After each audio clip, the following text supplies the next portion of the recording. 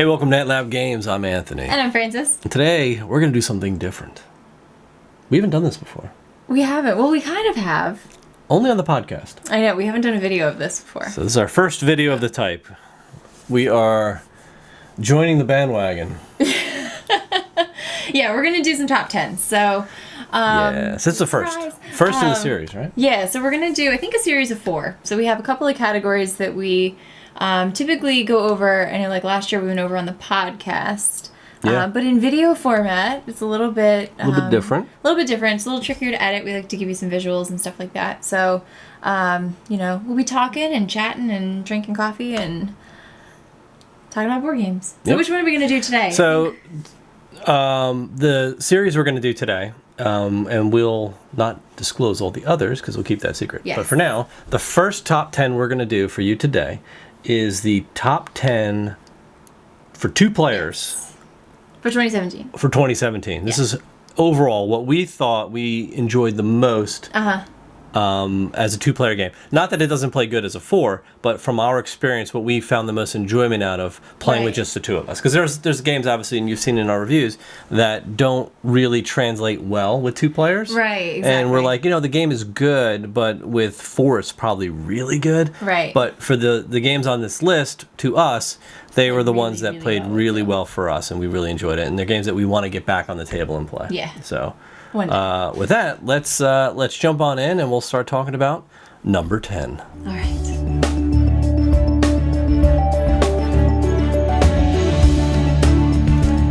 All right, coming in at the top of our list, technically it's kind of the bottom of the top of the list. Bottom of the top. So we have our top 10, but this actually came in. We're going to give it honorable mention. Right, yeah. Because it just missed the cut. We had 11 games. We wanted to cram it down to 10, but I don't think... It's hard. Yeah, it's a really... You've never tried to do this. It's a very tough exercise, believe me. Yeah.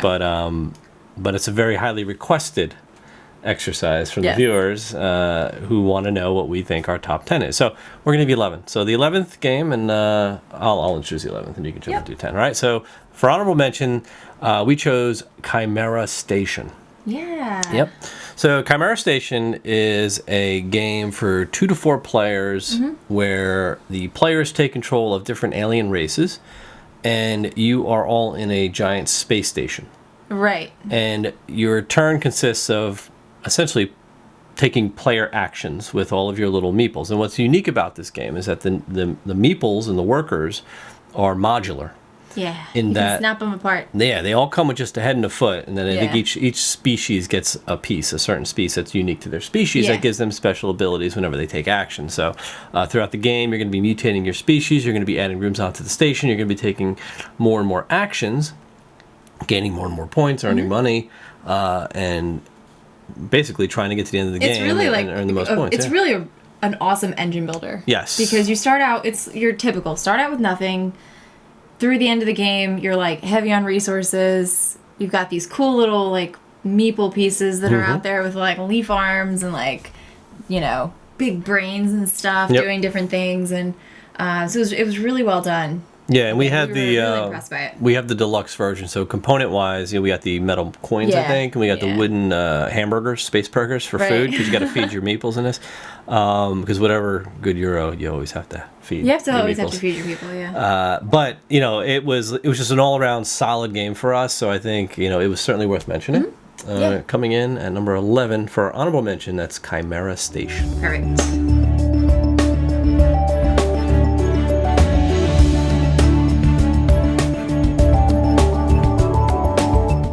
All right, so the number 10. This is like the first official, I guess, right? Officially unofficial.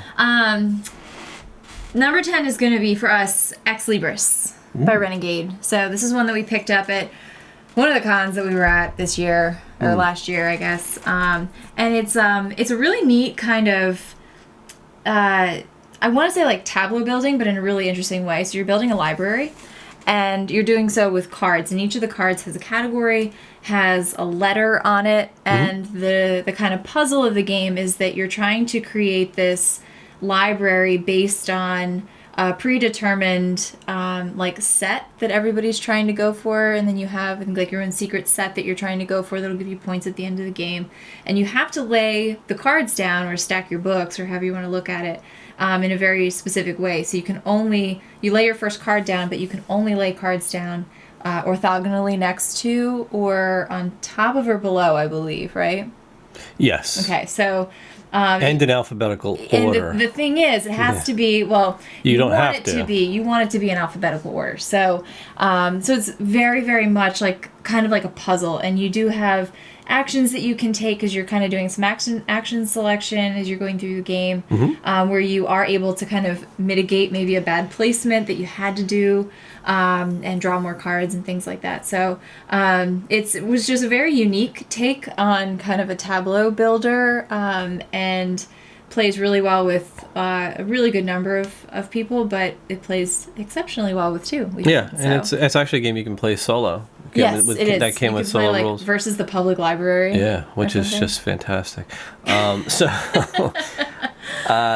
Ex Libris as a game, when you're thinking about, all right, I'm creating a library, right? And it usually turns you off. And that turned me off when you first told me about this game. And I was like, yeah, because I'm like, let's play Ex Libris. And you're like, what language is that even? Yeah, all right, first it's Latin. It doesn't sound interesting at all. It sounds very dry to me. And then you go, it's about building a library. I'm like, okay, no, I'm definitely not interested in this game. But when we saw it, I realized that the library is actually an arcane library. Right. And you're building a book of wizardry and like fantasy. I'm like, all right, the minute they wrapped fantasy theme on, I was like, all right, now I got to play it. Yeah. And it was worth it. Yeah, really, really good game. And as far as the art goes, it's very like almost like cartoony, kind of like bright colors, and like the arcane piece of it, like it looks very magical. So it's not like off the charts fantasy. Right. But it's like a palatable, it's cartoon. like you're building a library for Harry Potter. Yeah, almost, kind of. Right? Yeah, it's like a little wizard library. Like a wizard library, and they really cool little meeples, very unique, different classes that you could play as. So, really cool game. But I would say kind of plays well with everybody. Like I think pretty much anybody could pick it up and play. Yep. So. All right, cool. Well, there you go. Number 10.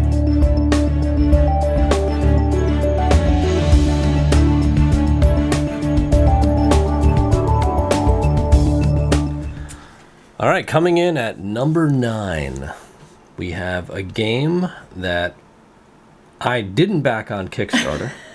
But your friend did. But my friend did, who is sort of not in the hobby in this phase of his life right now. He kind of goes in and out of the hobby. Yeah, it's the flavor of the week. Which kind of works out for me because he's in the hobby when all the good Kickstarters are out, so he backs them all, and then he gets out of the hobby and doesn't want any of the games when they come in, so he sells them to me.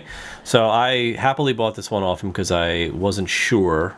But I also felt like I kind of missed out on it because I heard a lot of great things. But let me tell you, the Seventh Continent did not let me down. So what is Seven Continent? So Seven Continent is really a card game, but it's more like a choose your own adventure book wrapped into a card game where you're placing these locations out, and they all have different numbers for the different things you can do on the cards. And you really have to examine each little card to find out what actions you can take in that particular location. Whether that be explore to open up the next location or actually do some sort of action within that location. Right. And then it gives you another number of another card you need to pull out of this stack of hundreds and hundreds of cards to tell you what happens. And all along you're building up your character. You're getting items to help you out and help you get past certain obstacles in the game. Well, and you've limited time. Yes. Which was kind of the cool thing. So you're kind of like drawing cards as you're going through your adventure, which is kind of pushing your luck a little bit because you're hoping you get maybe certain things or whatever. Right.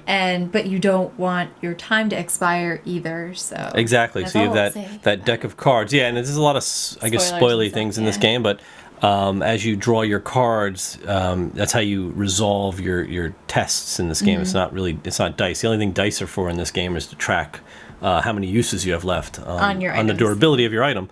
So you're actually pulling cards off of this stack, and you can pull as many as you want, pretty much in some cases, and that'll just increase your chances of succeeding because you've put more time into doing something, right? Which makes sense. But if you rip through that deck, then you got to shuffle in all these bad cards. If you draw one of those bad cards, you die, and it's just a whole lot of nonsense happens, and it's very punishing. Yeah. But any game that says the playing time is 5 to 1,000 minutes, probably We're like, sign us up. is gonna, yeah. For some people, it's like, yay, but others is like, ooh, I don't have 1,000 minutes to spare for this game. Yeah. But it does have a save feature, so you can save your game exactly where it was and pick it up at a later time. But for what it is, the art is beautiful. Yeah. The cards are very thematic. It's and you think you're gonna, oh well, I'm gonna play through this and I'm gonna beat it and I'm never gonna play it again. But there's so many cards, and like if you say choose this number card, there could be multiple copies of that number card. Like you're never going to create the same Right. like map. You're never going to explore quite the same way, and then you have different people that do Exactly. different things with different backstories, and Yeah, so it's really neat. It's really solid, really cool. Especially if you're a solo gamer, like this is something you can really sink your teeth into, because you can get kind of lost in this world. But it's, sorry, go ahead. No, I was gonna say, but as 2 player, it's awesome too. No, yeah. I'm not saying it's Because- not good yeah. as 2, but it certainly has a lot of appeal to someone who can Yeah, just for solo, because you're playing the game against the Yeah. game, right? You're playing an adventure, so it's something you can play with as many players as you want. And what's cool about with multiple people is you don't have to go in turn order. That's what I was gonna say. Yeah, like the other player can so- just go, and you're like, well, I'm just going to follow along, and then I'll Right. see what I can help out with later. What I was going to touch on was that, although it may seem like, you're going to rip through these cards, like I said, there's 1 million cards, but there's also an expansion that comes out with a whole bunch more cards and a whole lot of additions. I forget, I think it's What Comes Up Must Come Down. Yeah. I did back that. So, Right. and I That'll think be out this year. yeah, so that's coming. So I think that's all I'm going to say because I don't want to give anything else away. But that was the Seventh Continent by Serious Pulp. All right.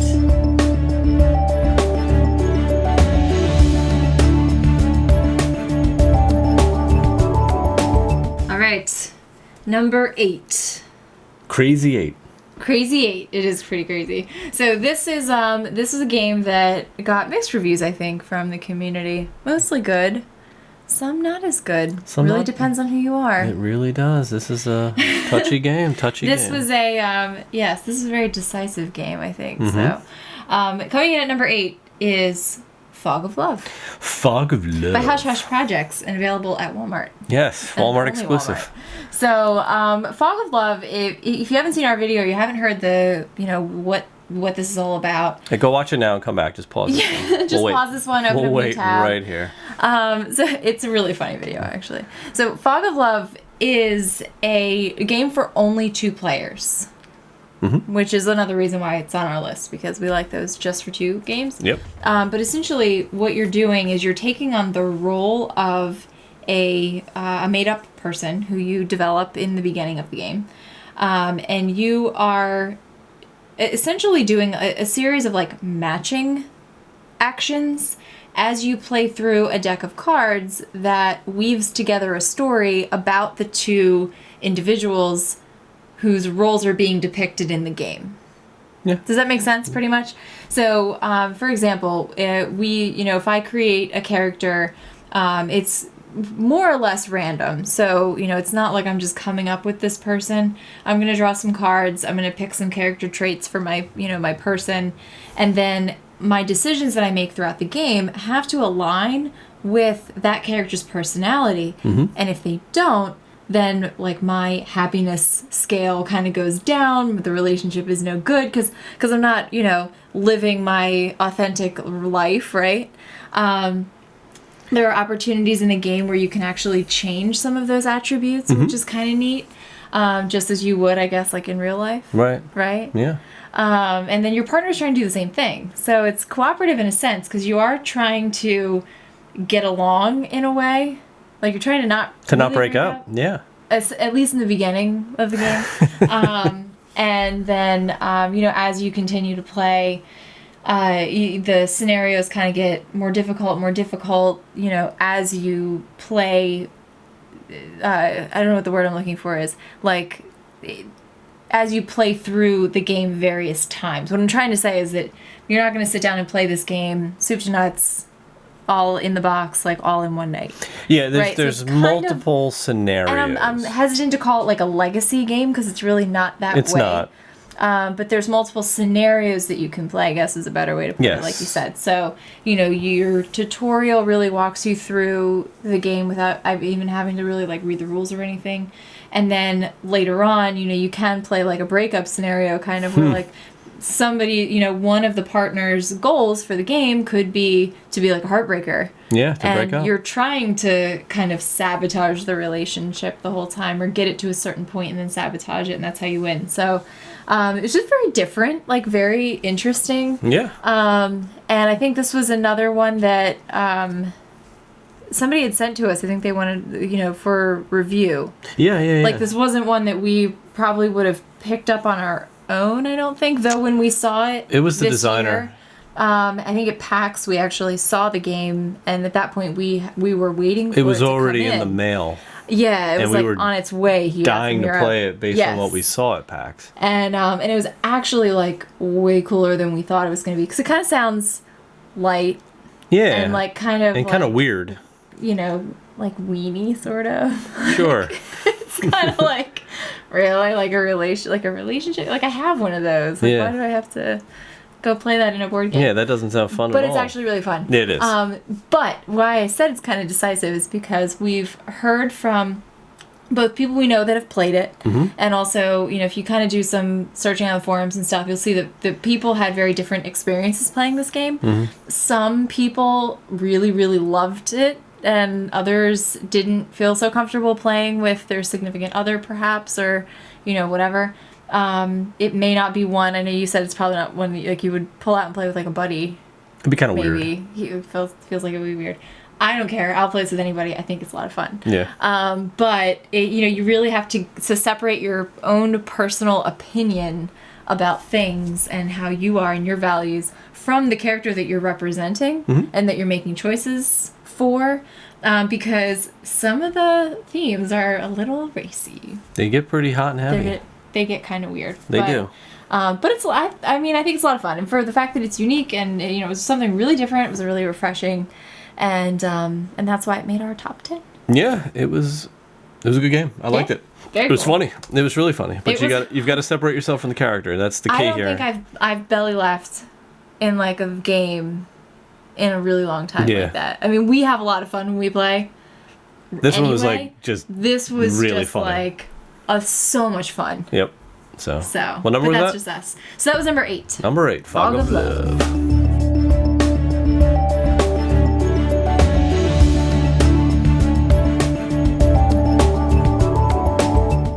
All right, coming in at number 7, lucky 7, we have a game that we actually did a playthrough of very recently. Yes. And it's a game designed by Vladimir Suchi, published by Czech Games Edition, CGE, and it is Suki. Yeah, somebody corrected us, didn't they? I think he did. He did. He's Suki, right? Because he's like, oh, Suchi. Yeah, well... No, what are you gonna That's how it reads. But the game is called Pulsar, 2849 if you haven't guessed. And why is Pulsar on our list, right? So it's a 2 to 4 player game. Says it plays best with 4. We played it with 2. We've played it with 4. Yes. With 3. I don't think we played it with 4. Yes, we played it with 4. Was it with 4 that night? Yeah. It was with 4. It was. Yes, so we did play it with 4. Yeah. We played this with our game group very recently as 4 player. Yeah. And I thought it played... Yes, plays it played just a little as bit well with... differently, but it's still the same kind of experience. Yeah, I would think so. It was not as open, right, as it was with 2. It was just a longer experience, I think. Yeah, right. With any game you play with 4 versus 2, you're gonna get that. So what is Pulsar, right? So Pulsar is your corporations in space. You've all kind of flown into this galaxy or this whatever you want to call it, right? This area of space, and then you are going to spend your turns traveling around in your little spaceship, discovering planets. Building stations on planets, either habitable or not, and claiming these pulsars so that you can harvest the energy from those pulsars, right? It is a dice game, really a dice for actions game, where you're rolling dice at the beginning, and that's going to determine what actions you can take. So this is kind of like the Village, I believe it's called. My Village, where you actually roll dice for actions, right? And you basically take your turns to build up your either on the board, or you can build up your player board, you can develop technologies, you can do there's 100 different ways of scoring this game. The variability is actually off the charts. So if you like a really good point salady, very point salady game with dice for actions, has a nice interesting scoring system because of the end game objectives that are so variable. You draw those at the beginning of the game.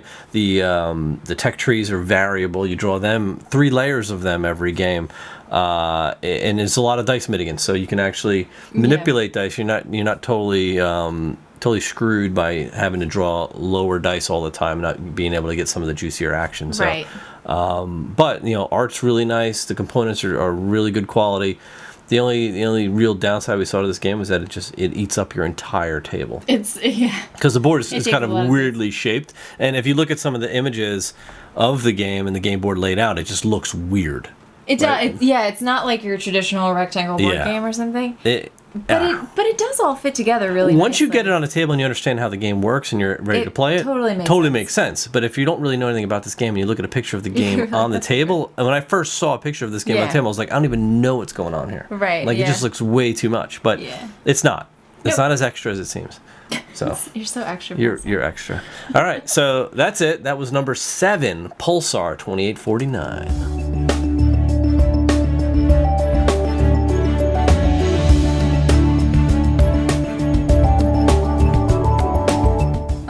Whenever we're on 6, right? Are we? Yes, we're on number 6. All right, so number 6 is a game that we did a Kickstarter video for. We did. And it was one of our heavier games of the year. It was heavy, yeah. But it was very well done. That's why it ended up on our top 10. And that is Clans of Caledonia. Yes. By Karma Games and designer Jamal Juju. So, again, this was one that we filmed for his Kickstarter, and he actually got to teach us the game on Tabletopia. So that was our first play of the game was actually virtually on Tabletopia, which was kind of cool. Right. So then when we got the game with him on Skype. With him on, he was on Skype while we were playing. So. Yeah, it was 2 a.m. in Europe. It was. We were playing, and we played a full game. Oh yeah, we did. But it was neat because when we got it, we already knew how to play. We knocked out a few games before we filmed, and then we filmed it. So, and then it blew up. This thing went crazy. Yeah, the Kickstarter, really successful campaign. It was a really, really successful campaign, and rightfully so. It was a very good game, very well done. So, Clans of Caledonia is you have kind of a modular board of hexes. And what you're trying to do is you each have a kind of a faction, I guess you could say. You have a clan. A Scottish clan. A clan of Caledonia. A clan of Caledonia. Of 19th century Scotland, yes. And they're all different. One's really good at making I don't know, milk, milk or something, and cheeses and whatever. And others are really good traders and stuff. So, classic Euro, everybody kind of starts out with their own kind of advantage that sort of manages the way that you start off the game. But ideally what you're trying to do is to put out enough of your components onto the board to form these little territories that are going to end up scoring you at the end of the game. Very a la Terra Mystica in a way. And in the meantime, what I thought was really cool is that you're putting out your meeples off of your player board, and you might put out wheat, and it brings you back bread. And you produce, because you go through production, milk things, becoming cheese, cows making milk. Yeah, you have this whole really neat production thing, and then you can sell those produced goods on a market. And I usually don't like bidding games, but this was a really neat sales market. Yeah, that was cool. Mechanic where you're really in control of what the market's doing. At any given time, so you can really capitalize on where a product is at and gain a lot of gold for that, which is cool. Yeah, so, really, really good Euro. It was just really good worker solid. placement. Yeah, really neat worker placement, and had some other mechanics in it. I think that kind of spiced it up, so it wasn't just so much I have some actions and some meeples, and I'm going to do some things and build some stuff. You had a lot to think about, so it was really well done. Yeah, it was really good Euro. I definitely would recommend this one. Yeah, for sure. So, anything else you want to say on that? No, just it's a good game. It's a good Euro. Right. We liked it a lot. That's why it's on the list.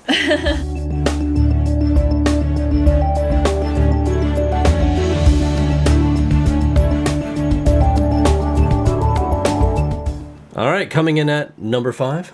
5. We have Whistle Stop. Whistle Stop. Whistle Stop. So this should come as no surprise to anyone. Very popular game by Bezier. We didn't get this right away.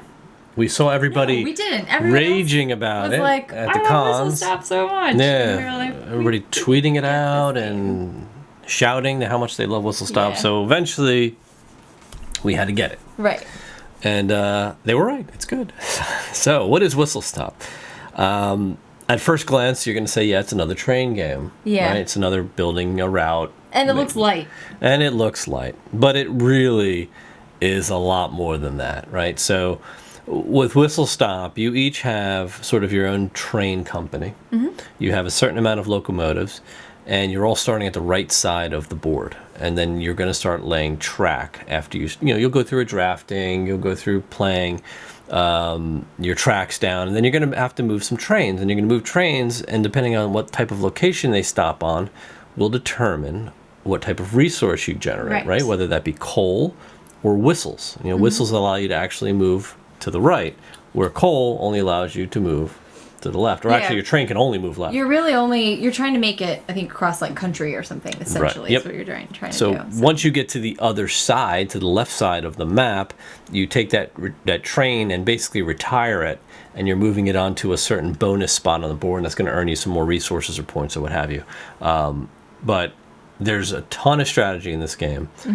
You've got the little tiles that have different tracks on them, or you'll have tiles that have locations on them. And the locations are randomized every time you play because you're drawing a certain setup. Right. That's going to give you certain tracks and certain locations each and every time. So you're never really sure how the routes are going to go or what sort of strategy they you're get going to like go really, really weird. And they're not just straight either. It's like your normal railways games where you're just laying down like, sticks or something. This is like you're all over the place and looping around and using everybody's tracks. Like you're not just staying on your own tracks. You know what I mean? It's kind of a free for all in that way. And there's also a stock market component in the game, which always makes me a little bit nervous. Ever since our experience with Tesla versus Edison. The first version. before they put the expansion out. So that was that was an electricity game where you could actually just buy and sell stock and probably and win. Game. It was a stock with game a little bit of electricity. with a taste of electricity. But then they fixed it. They fixed it, and they fixed it really well. So, but that's for another conversation, another day, another video. But that's it. I think that's pretty much it. It's Whistle Stop. Yep. All right, cool. Whistle Stop, number 5.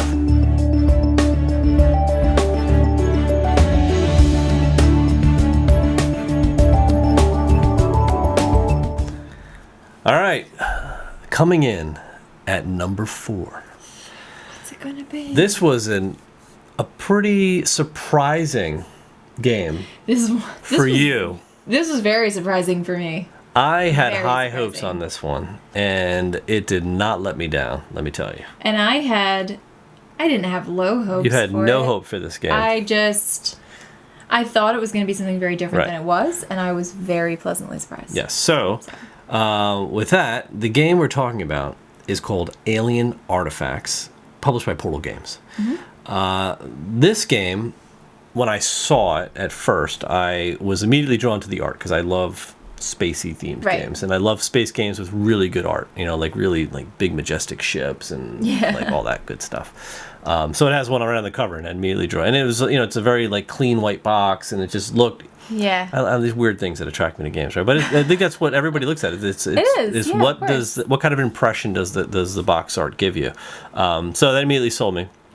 We picked it up at PAX U, which is late in the game because we could have gotten this much earlier. Because I didn't think. But they had like 50 million of them at PAX. Yeah, they did. So like we got one. We had no problem getting it because it was late. Again, it was late in the game. Right. But I didn't think you'd like it because of its 4X style, right? And the 1X I know you don't like is the Exterminate X, right? Yes. And that's where you really have to fight each other. And with this game, Alien Artifacts, it is what I said. It's a 4X game. You're creating this, you're this alien empire. You've got certain abilities, depending on what empire you are, what race you are. And you're sort of building your tableau and drafting cards. Right. And earning resources to do that throughout the game. And it really comes down to a 4X engine builder with a light touch of X as far as exterminate. Engine builder. Yes. Than anything else. Yeah, the exploit is there. Like you've got like 3 different things you can put out. You can put out like planets. You could put out these I don't know if they're called like operational things, but they're technologies, I think, right? And then you can have ships. And the cards are double-sided, so you have to choose which side of the card you want to play when you draft this card, and you pay for it, right, with credits. And then it depends on which side of the board, your player board, it goes on, right? So you don't know, because you have something on the left. It's a work in progress. On the right, so you it's have, like, actually your ship. been you built. bring in your ship. You're like building it on the one side. And then you have to take another action to actually build actually put the ship into your fleet, kind of. right? Exactly. And the same with kind of the rest, which is really kind of neat. Very neat, because then you've got to decide, when I bring it into my fleet, am I bringing it in as a logistics ship, or am I bringing it in as an operational ship where it's actually going to be able to go and do combat, right? Yeah. And you don't have to fight each other. You can fight like this alien deck that kind of diverts you from from really like beating at each other. And I think that was a real a winning point in this game, for us at least, that it wasn't solely based on who can build the faster fleet of ships to blow the other guy out of the water, right? Exactly. And that didn't happen here. And it really came down to who can build the best engine generator to generate enough victory points at the end of the game, right? So, whether you went down the technology track and tried to score as many technologies as you possibly can. The planet track, and exploit them. Because on your planets, you exploit the planet and take its goods, or you keep it operational and you use it for later on. So, and a lot of that really determines what type of point bonus modifiers you're going to have at the end of the game, based on your sort of your objectives, your end game scoring objectives. So, and then you've got Alien Artifacts, which I was a little disappointed by this, at the fact that they weren't. I mean, they were cool, right? But they really didn't come into play all that often. You were lucky if you got 1 or 2 of them. Yeah, you know what I mean. Well, the thing is, for the game being called Alien Artifacts, like the Alien Artifacts were not a large part of the game. They weren't. But they were there, and the only way you could really get them was by combating that AI deck, right? And so I would definitely like to see, and I know there's an expansion coming. I really hope it addresses some of that, because if it does, that'll take this game to an even higher level for us. Yeah. Because we had a really good time. We played this.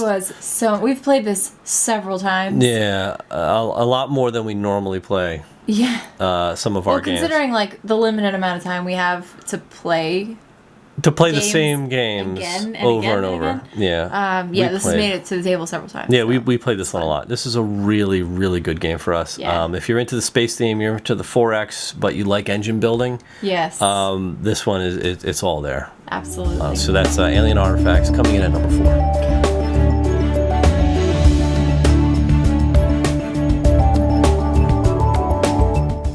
All right, so coming in at number 3 is a game by a designer that we really enjoy. A little bit. We kind of like his games. Yeah, so I'll just get into it. So our number 3 is it's going to be Lisboa, Eagle Griffin Games. And this was one that we were very excited about, obviously. When we got it to the table, we were charmingly overwhelmed by it, as always, and then walked through it and it was fine. And we have actually taught this game to other folks who have come to like play with us. It's also made it to the table several times in the latter half of last year after we got it. And essentially what Lisboa is, if you're not already familiar with it, is obviously a Euro style game of Vidal Lacerda, and it represents what happened in Lisbon, Portugal, back in the day. What was it, 1700s or something? 1755. They had like an earthquake followed by like tsunami. a tsunami. Yeah. And then like the city burned down or something. Then fire, right? yeah. So it's a fire. So like the- all these the triple tragic threat, yeah. tragic things happened at the same time. But you're trying to basically rebuild the city. Sounds like a bomb cyclone. Didn't we have one of those just recently? We did, yes. And we had to put cubes out to rebuild the whole, clean up all these cubes. We had to put all these cubes under the house. We had to fix crazy. the plumbing. Like, it's crazy. Yeah, it's a mess. Anyway. So you're rebuilding the city of Lisboa with cubes. And what you're doing is you're essentially going to all these different nobles to request favors and take special actions. They're going to kind of help you in order to rebuild the city. So you're doing everything from, taking actions to build buildings out in the city, which are eventually going to give you products. Like, let's say you build like textiles or something like that. You're going to be ultimately being rewarded in production by getting a lot of these items and then selling them. Yes. Out on ships and reducing the cost of the items as more become available in the market.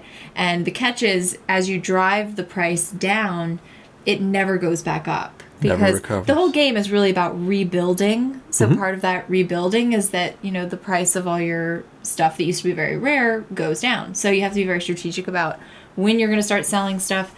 In typical Euro fashion, though, you start with like no money at all, so like you do have to kind of sell some stuff in the beginning. So it's all about being very tight in the beginning, not having a lot of resources, but then using your actions strategically. Like a lot of Lacerda's other games, there's a copy mechanic in this too, so you can use what's called favor tokens that you collect throughout the game. To actually copy an opponent's action as they're taking their action. So it gives you more of an opportunity to kind of get in on some additional actions, which you absolutely need in this game. So you're really trying to maximize every single turn. So I think that's pretty much it. I mean, I could go in. I'm not going to like explain the rules or anything, but we did a video on it if you want to go see it. But it's it is a chunky Euro. It is. This weighs in at 4.49 out of 5 on BGG. Oh, I think you're gonna like say what the actual weight. No, it's 4.49 grams. And no, 449 out of 5 is dang high. Yeah. And I would agree. See, I agree too, but I'll be honest. If you played any other Lacerda games, I found this one to be the most straightforward from a rules perspective. So, I mean, when we read through the rules, I feel like we got it. Yes. It was kind of... we've played it several times before we filmed it, obviously, and stuff. And teaching it usually helps, too. But I found it easy to teach and easy to learn. Yeah, I'll definitely... I think the rules are very straight in this one. I don't... Strategy-wise. Yeah, I don't think... I still think the complexity of strategy is still heavy in this game. Oh, yeah, definitely. I think, when we think of the rules in other games, like Venus is has some pretty tough rules in certain sections of the game. I think it's just because there's so many different phases that you have to keep changing. I'm thinking like Gallerist. Gallerist is also another one where there's a lot of just different actions that you take that are so off in their own little world. Yeah. You know what I mean? Like those global market actions that are out of nowhere. And that's my point. Like with Gallerist, you have like all these different things that you can do. Yeah. And then within each of those things, like all these other things happen, and you're constantly booting somebody out and taking. So to explain that game, if you've ever tried, is like is a beast. Whoa. But I think for as far as just complexity of actions in that game, it's very simple. It's like move here, hire a guy, put him there. But it's like all the little bookkeeping that gets a little complex. I think Lacerda's toughest game to learn, and we tried. Yeah. Was Kanban. Oh gosh, yeah. We played it once. I actually played half a game of Kanban, packed it up, and then I traded it. Like it was just we were like, nope. Yeah. Well, and I think like the theme and stuff didn't really keep us involved in it. I think maybe if O'Toole did the art in that one, we probably would have. A little partial, but no, but this is neat. I mean, the thing is, when your first action, or actually any action you take in this game, you're playing a card. It's a card game. Yeah, essentially, it's a card game with a euro attached to it. So you're playing a card to your tableau, or to the board, And depending on how you use that card determines what kind of action you're going to be taking. So you're building your tableau, which becomes your engine, which generates you your resources and your money and all of that kind of thing. And you kind of just go from there. So yeah, it's but we do love it. we do. It is definitely earned a place on our list. See, Galarus actually only weighs 4.27. 4.27? So that's even lower. But they're all close. I think all of his games are going to be over 4. So Yeah, I mean, I'm not arguing that it's not complex by any stretch of the imagination. But I think it's a lot more. It's a lot easier to teach than any of the others. For sure. Right? Yeah. Fair? Okay. Yeah. Lisboa.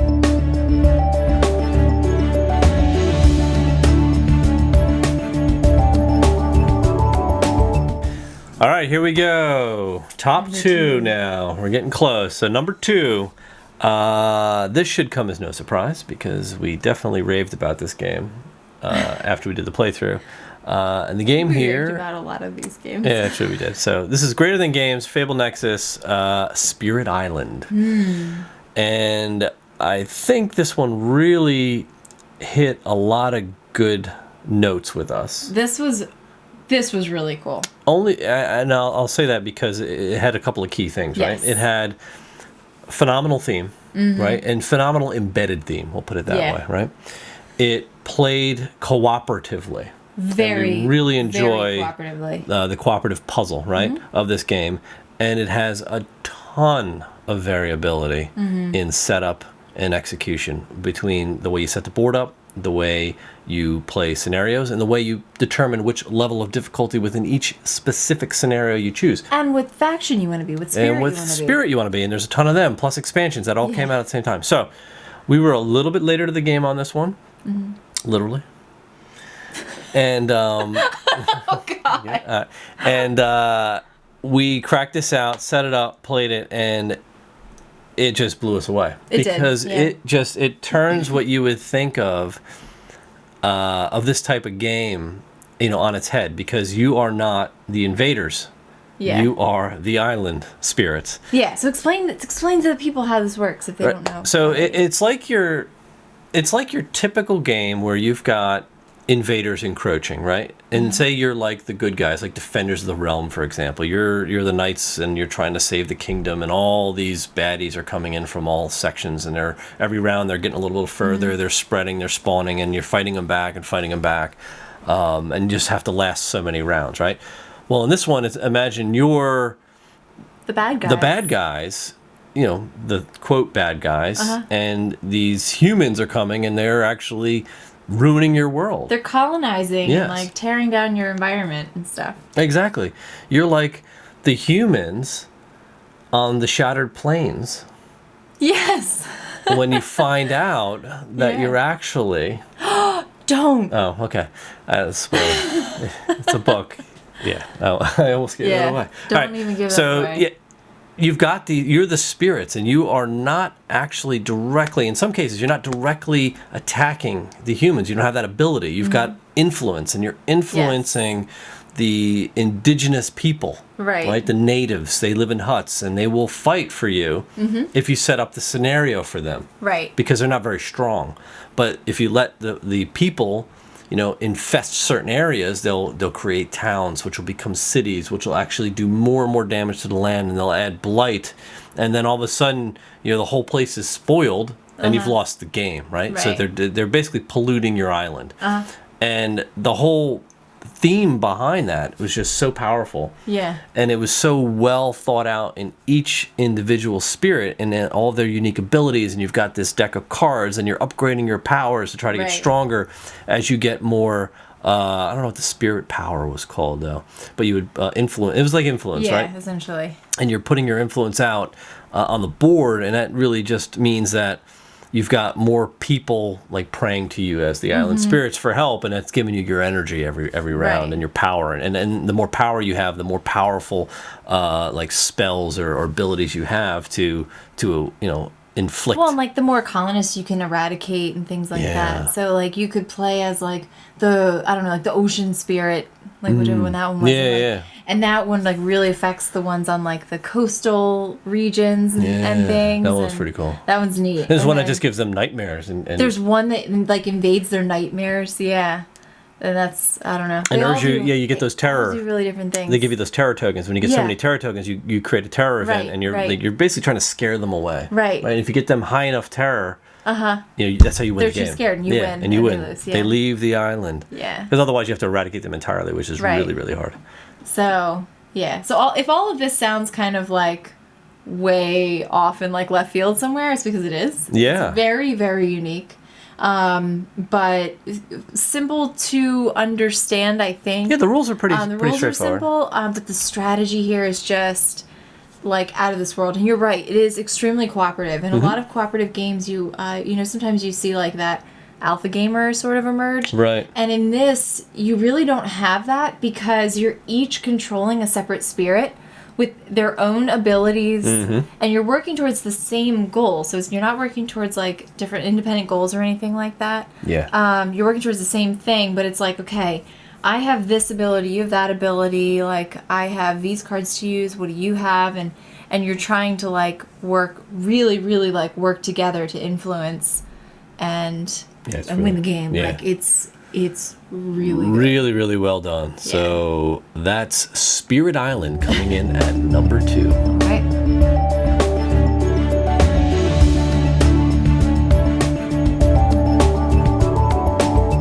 All right. The time has come. Ooh, this is it for all the marbles. This was really difficult. It's always hard to do. Like, I mean, the top tens are like not that bad, but kind of coming up with your top like 3 or so is like really hard. It's tough. But we feel very solid about this. I think so. So, our number 1 game for this year, 2017, was Anachrony. Anachrony. Anachrony. I used to say Anachrony. Anachrony. Anachrony, whatever. Tomato. It's a fantastic game. Yes. So, this one was by Mind Clash Games, who we discovered not last year. 2 years ago. 2 years ago with Drakirian. Yeah. Which was a game that I picked up, unbeknownst to any of us, and at the Gen actually Con. really good at the Gen Con. Yeah, and it was another fantastic game. I think it was on our list last year. Or no, it wasn't, because it was actually the year prior. It was an older game. Anyway, I digress. Fantastic games, very unique. But Anachrony was one that we had our eyes on, when it was in production. And essentially what you're doing in this game is you are aware of kind of like an apocalypse, or an apocalypse has happened, I guess, right? And then there's going to be this like catastrophe that, like, I don't know, the post-apocalyptic, like, I don't know, what's that thing called when it like reverberates again or something? It's like a doomsday thing. So like apocalypse has happened, and now like something else terrible is going to happen again. So you have kind of a timeline that you're playing throughout the game, and you are going to be kind of taking actions both on your player board and also on the game board. And the game board signifies you going actually out onto like the barren land that's been destroyed and all of that kind of thing. On your player board, you're kind of either underground or in your silo or something, taking actions to kind of develop your infrastructure and on all of that kind of thing. You're playing as a kind of faction again that has its own goals and has its own strengths and things like that. So you might be like really good at creating, you're like a scientist or something, like you're really good at creating like water or whatever. And then, when you're taking your actions out on the board, the really neat thing is that you have to wear these exosuits. And they look amazing if you have the expansion. And as a matter of fact, if you're thinking about getting this game and you're not thinking about getting the expansions, get the expansions. It's worth it. Totally. Totally worth it. So you get these like exosuits, and they're actually neat because your player tokens, which indicate your workers essentially, actually slide into the exosuits to take their actions out on the board. And if you don't have the exosuits, I think you just have like a standee or something kind of. It's like it's an octagonal token that you just lay down on the board, and you put your worker on top of it. Again, it's weenie. Yes. So get the exosuits. But you put unless that stuff doesn't matter to you, but to me it's like very cool. It matters. It does matter. So anyway, you're taking your actions out on the board, You're taking your actions on your player board.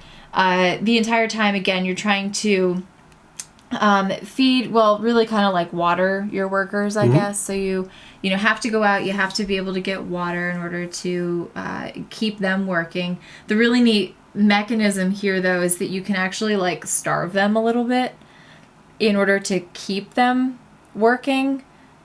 You push them. You push them. But they don't like that, so their morale goes down. Then they get like really sad. Yeah. So, but it's an option. So, obviously you want your workers to be happy and all of that kind of thing. So, you have that whole mechanic. The other really neat mechanic in this game is that you can borrow resources. Let's say you need resources for something. You can actually borrow resources from yourself in the future by going to the timeline and denoting on the timeline that you have borrowed something. Yes. Right? So the catch is then when you reach the future, you have to then pay yourself back within a certain amount of time. So depending on what you took and all of that kind of thing, you have a certain amount of time that you have to pay it back. Right, because the game is constantly moving forward on this time track. And you only have a certain range of eras that you can jump to. And if you get too far away from an era that you can't pay back, you just can't pay it back. And you create a time rift. You do. And that's not good. No, an anomaly. Yes. So we don't like for that to happen. It's worth negative points. It is worth negative points, I know. But again, there's ways in the game to mitigate that too. So the neat thing about this, as with a lot of their games, have expansions, not just the exosuits, but also different modules and things. And I think what really brought this up to number one for us, because it's a fantastic game anyway, so it definitely would have been high, but really having all these extra modules. They have a doomsday module where you can actually move that doomsday clock around. So, depending on your alignment, you can actually make doomsday happen earlier or later, kind of move it around a little bit. There's a whole exploration module, which is one of our favorites, where you can actually go out and do exploration to do additional research and things like that, and you go out in your exosuit and and it actually allows you to upgrade your exosuits exactly and make them stronger. To be able to face all these different elements and things. That's pretty cool. So the more you build up your suit, the better explorations you can go on, and the more points you get and all that kind of thing. So just a ton of stuff to do. It's a very kind of open concept, I would say, and but structured enough, and the rules are fantastic. You can crack this thing open. For as complex as it is, you can really crack this thing open and understand what's going on within a relatively reasonable period of time. It's not that it's intimidating, but it's not as bad as it looks. And then on top of that, art's fantastic. The component quality, everything about it is just phenomenal. Amazing. Even the box itself, it has it's beveled on the top, with the anachrony thing, and I don't know, just really, really, really well done. This is definitely, obviously it's our number one game, so we mentioned it quite a bit, I think, over the last year. So it and it's also another one of those that you can play solo. It comes with a whole chronobot that has its own AI, and those are the best games for solo, that you can actually pull out this chronobot and have the game actually play against you instead of just you trying to solve a puzzle, right? Which is what I like that. Well, and it's not like the Lacerda type solo, right? You're just playing Lacerda. Do whatever's best for him. You know what I mean? It actually is. Their AIs are very, very good. Yeah, they're cool. Even their Tricurian AI. Remember? That you could play against with the expansion for Tricurian. That's right. That they brought in, and it's just an AI deck, and it's very simple to use. And it just tells you what they're going to do. And I like when it just tells you what they're going to do instead of you having to make a decision about what they're going to do. Very sadistic. Yeah. All right, cool. So that's it. That's it. Number one game. Anachrony.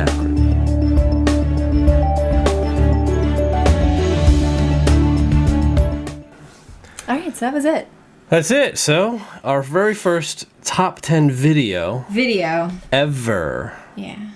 And it was one of the easier ones for us because it was games that we obviously know.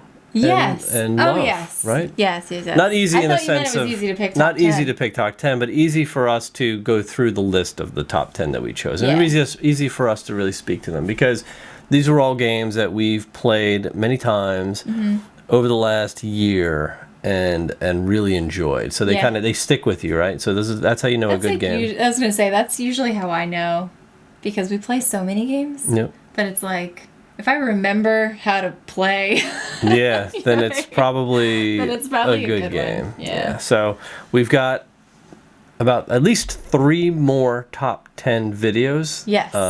Covering a number of different topics. Right. We won't give that away now, so just stay tuned for the next one, which we should have out in due course, I think. Okay, I was gonna say, are you gonna commit to? Not committing to any time. So. Yeah, we have a lot on the schedule. Yep. So we'll see. Thanks for watching. If you have any requests, any specific types of requests for any of these top 10 videos, if you like them, if you hate them, we know a lot of people like them. That's why we're doing it. So. Yes. But. We're definitely, as always, we welcome your comments and your feedback. So, and if you happen to catch this before February 10th, we are going to be having a live Q&A on YouTube. Yep. Right here. Right in this actually, no, we're not going to be here. We're going to be in our new studio. Our new studio. Again, we have another new studio. We're actually moving to a new studio. But, in any case, we'll be there. If you haven't sent any questions, send them in. Doesn't matter. Anything you want to know. Yeah. Or join us. Or join us live, we're hoping that you join us live, but if you, preferably. if you can't, or you're worried or you won't get your question answered or something, feel free to email us over, or Facebook, or whatever. Yep. AtLabGames@gmail.com. All right. All right. Cool. So thanks for watching. We'll see you next time. See ya.